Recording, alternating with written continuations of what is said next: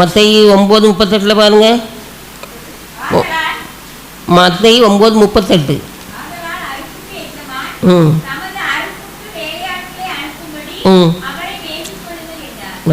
அறுப்புக்கு எஜமான் தமது அறுப்புக்கு வேலையாட்களை அனுப்பும்படி அவரை வேண்டிக் கொள்ளுங்கள். அறுப்புக்குன்னா என்ன அறுப்பு? ஊழியம், அப்படிதானே? ஊழியத்துக்கு ஆட்களை என்ன செய்யணும்? அனுப்பணும். ஊழியத்துக்கு நம்ம இப்போ போகிறது கிடையாது, அப்படிதானே?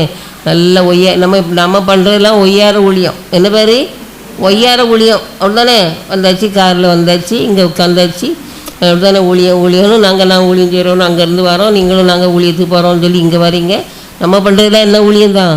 ஒய்யார ஊழியம். இதில் ஊழியமே இல்லைன்னு ஆண்டவருக்கும் தெரியும், நமக்கும் தெரியும். ஏதோ செய்கிறோம், அப்படிதானே? சரி, நம்ம ஆண்டவர் ஒரு கடமையை சொன்னாரே அப்படிங்கிறதுக்காக செய்கிறோம். உண்மை அதுதானேப்பா, ஒத்துக்கிடணும்லாம். சரி, ஆக அறுப்புக்கு எஜமான் தமது அறுப்புக்கு வேலையாட்களை அனுப்பும்படி அவரை என்ன செய்யணுமா?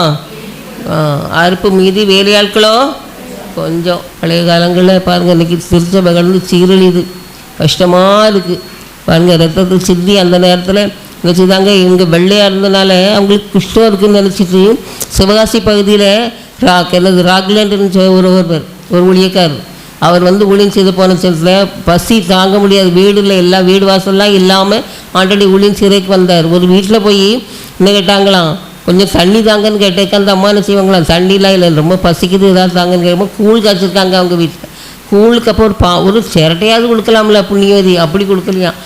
எப்படியா கையில் வாங்கி குடிக்குன்னு சொன்னார். உடனே ஒரு வச்சுதாராம், கையில் நம்மளை மாதிரி இப்படி கையில் வச்சு குடித்தவங்களுக்கு பழக்கம் கிடையாது.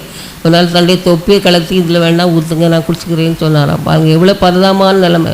அப்படி நிலைமையில் ஆண்டோடைய சுசேஷத்தில் எல்லோரும் நினச்சிருக்காங்க, அறிவிச்சிருக்காங்க, செய்திருக்காங்க. இன்றைக்கி அதெல்லாம் யாரும் என்ன செய்யலை, நம்ம யோசிக்கிறதே கிடையாது. ஊழியம்னா நல்லா இருக்கலாம் அப்படி தானே, வருமானம் வருது அப்படிங்கிற லெவலில் எல்லாரும் இல்லை. 100 பேர் ஊழியம் செய்தால் அதில் ஒரு 60 பேர் இன்றைக்கி அப்படி தான் என்ன செய்கிறாங்க இருக்காங்க. ஆனால் ஆண்டவருக்கு கணக்கு கொடுக்கணுங்கிற நினைவு யாருக்குமே இல்லை. ஆனால் கட்டாயம் ஒரு நாள் அந்த அறுப்பு நாள், நியாய தீர்ப்பு நாளில் எல்லாரும் என்ன செய்யணும், நம்ம கணக்கு என்ன செய்யணும், கொடுக்கணும். ஆகையினால நம்ம என்ன செய்யணும், இப்போ எல்லா அறுப்பு மீது வேலையாட்களோ கொஞ்சம். டேவிட் லிவிங்ஸ்டனை பற்றி நீங்கள் அனைவரும் கேள்விப்பட்டிருப்பீங்கன்னு நினைக்கிறேன். நான் யூடியூப்பில் இதை பற்றி பேசியிருக்கேன். அப்படி இருக்கும்பொழுது அவர் என்ன செய்தார், அவர் இங்கிலாந்து நாட்டிலேருந்து இங்கே வந்தார். அவருடைய ஒரு ஊழியக்காரர் அவருடைய தேசத்துக்கு வந்த சமயத்தில் ஆப்பிரிக்கா பற்றி சொன்னார். இருண்ட கண்டம், யாரும் அங்கே அந்த இடத்துல என்ன செய்ய முடியாது, போக முடியாது. இப்போ கொஞ்சம் பகுதிகளில் ஆட்கள் இருக்காங்க, பழைய காலங்களில் ஆட்களே கிடையாது. அங்கே உள்ள ஜனங்களுக்கெல்லாம் யார் ஊழியம் செய்வா, யார் போய் ஆண்டவரை சொல்லுவான்னு கேட்ட சமயத்தில் என்ன செய்தார், இவர் நான் போகிறேன்னு சொல்லி என்ன செய்தாரா, வந்தார்.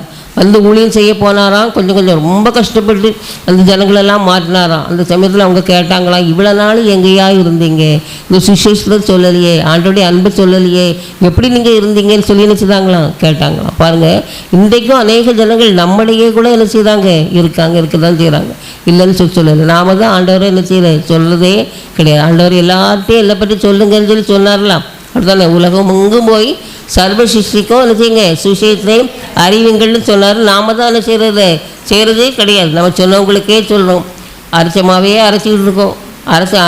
மாவு நல்லா அறப்படவே மாட்டேங்குது. ஆகிறனால திரும்ப நமக்குள்ளேயே நம்ம ஊழியத்தை செய்துக்கிட்டே என்ன செய்கிறோம் இருக்கிறோம்.